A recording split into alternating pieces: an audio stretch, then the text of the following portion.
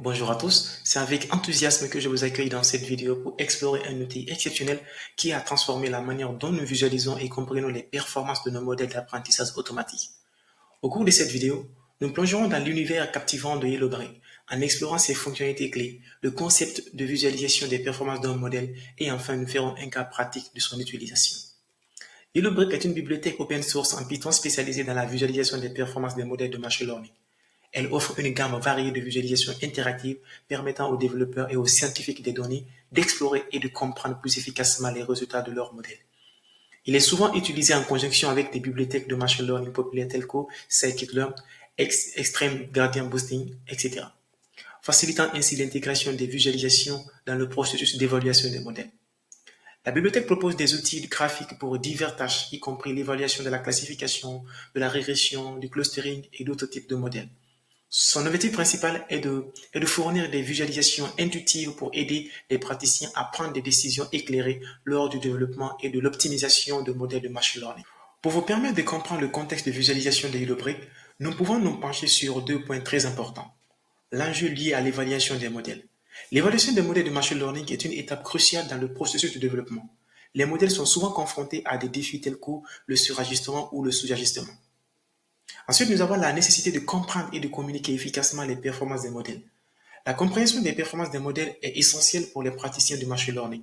Cela permet de déterminer l'efficacité d'un modèle dans des contextes spécifiques, d'identifier les domaines où il excelle ou échoue, et d'ajuster les paramètres en conséquence.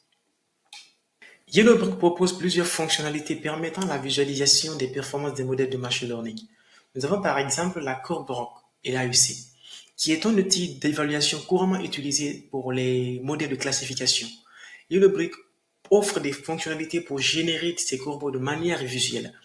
La courbe ROC illustre la performance d'un modèle en termes de taux de faux positifs par rapport au taux de vrais positifs, tandis que l'AUC mesure la zone sous la courbe, fournissant une métrique synthétique de la performance du modèle. Nous avons aussi la matrice de confusion. Yellowbrick propose des matrices de confusion interactives qui permettent aux utilisateurs d'explorer visuellement les résultats du modèle. Ensuite, nous avons la visualisation de modèles et d'autres tâches spécifiques. Il propose également en fait des fonctionnalités de visualisation spécifiques à d'autres types de tâches, telles que la régression et le clustering. La diversité de visualisations disponibles dans Yellowbrick en fait un outil polyvalent pour évaluer et communiquer les performances des différents types de modèles de machine learning. Maintenant que vous avez compris les concepts de base de Yellowbrick, passons donc à son utilisation pratique dans un Jupyter Notebook. Pour illustrer l'application pratique de cette bibliothèque, nous allons mettre en place un modèle de classification des fleurs iris et utiliser Yellowbrick pour visualiser les performances du modèle. Alors, si vous n'avez pas encore Yellowbrick dans votre environnement, vous pouvez utiliser tout simplement le gestionnaire de package pour l'installer. Du coup, on va importer les librairies qui nous seront utiles dans un premier temps dans ce Jupyter Notebook. On aura besoin de dataset iris, on aura besoin de train test split pour séparer le jeu de données avant l'entraînement. Du coup, on va d'abord importer le jeu de données iris, là. Donc load, on importe le jeu de données tout simplement en séparant les filtres et target. Du coup, on exécute ça. Et du coup, nous pouvons utiliser le train split de scikit-learn pour pouvoir séparer le jeu de données, pour diviser en fait les données d'ensemble d'entraînement et de test. Du coup, on va séparer ça en utilisant le train test et en précisant tout simplement le pourcentage de données de test, ici 20%, et en fixant tout simplement random test à 42. Ok. Et puis on exécute ça. Nous pouvons mettre en place maintenant notre modèle de classification. Ici, on va utiliser Random Forest Classifier. Donc, on va importer ce modèle. Et du coup, après avoir importé le modèle de classification, nous pouvons tout simplement instancier ce modèle en donnant le paramètre donc classifier 42. Et du coup, nous pouvons tout simplement lancer l'entraînement de notre modèle. Après l'entraînement en fait du modèle de classification, nous pouvons maintenant utiliser Yellowbrick pour interpréter en fait ce modèle. Avec Yellowbrick, nous pouvons réaliser plusieurs types de visualisations pour interpréter notre modèle de classification. Par exemple, la matrice de confusion. Nous pouvons utiliser la matrice de confusion pour interpréter en fait les résultats, pour interpréter un peu notre modèle. Dans ce cas, nous allons tout simplement instancier confusion matrice en lui passant le modèle et les différentes caractéristiques de notre jeu de données. Du coup, on instancie ça. Attention, j'ai une erreur. Pourquoi? Parce que j'ai pas importé confusion matrice avant tout. Donc, je devrais importer ça et exécuter ça. Du coup, après, je peux maintenant tout simplement essayer de voir comment je peux afficher la matrice de confusion. Donc, je fit d'abord, en fait, j'entraîne je fais l'entraînement du visualisateur avec avec les données d'entraînement. Après, je peux évaluer sur le jeu de données test et ensuite, je fais tout simplement SM-show pour visualiser la matrice de confusion ici. Donc, dans cette matrice, nous pouvons voir les cellules. Nous pouvons voir les cellules sur la diagonale qui montrent le nombre de prédictions correctes pour chaque classe. Nous avons ici 10 observations correctement prédites comme Setosa, 9 observations correctement prédites comme Versicolor et 11 observations correctement prédites comme Virginica. Les cellules hors de la diagonale représentent les erreurs de classification. Dans ce cas, nous pouvons dire qu'il n'y a pas d'erreur de classification, car toutes les cellules hors de la diagonale sont à 0.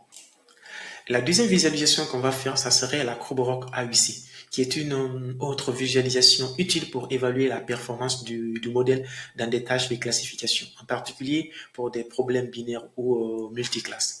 Du coup, on va tout simplement importer d'abord l'AUC que nous voulons. Donc, on importe l'AUC et après, nous pouvons initialiser en lui passant le modèle et les caractéristiques de notre jeu de données. Et du coup, après ça, nous pouvons faire la même chose comme on l'avait fait avec la matrice de confusion en entraînant le visualiseur sur les données d'entraînement et en regardant en fait tout simplement le score sur le jeu de données test. Du coup, nous pouvons faire ça et après utiliser tout simplement la méthode show pour voir la visualisation. Donc, nous pouvons voir ici notre matrice, notre courbe de ROC et AUC. Donc, l'axe des abscisses représentant en fait le taux de faux positif et l'axe des ordonnées représente le taux de vrai positif. Ici, nous avons une AUC 1 pour chaque classe, ce qui signifie une performance parfaite. Donc, le modèle a une capacité parfaite de séparation entre les classes. Ensuite, nous allons afficher en fait l'importance des caractéristiques de notre modèle, l'importance des caractéristiques de notre modèle. Pour cela, on va utiliser le future importance de Yellowbrick. Du coup, on instancie d'abord, on importe d'abord le future importance ici tout simplement. Et du coup, après cela, nous pouvons instancier le futur importance, là, tout simplement, en lui passant le modèle et les différentes caractéristiques, bien évidemment. Et on fait la même chose.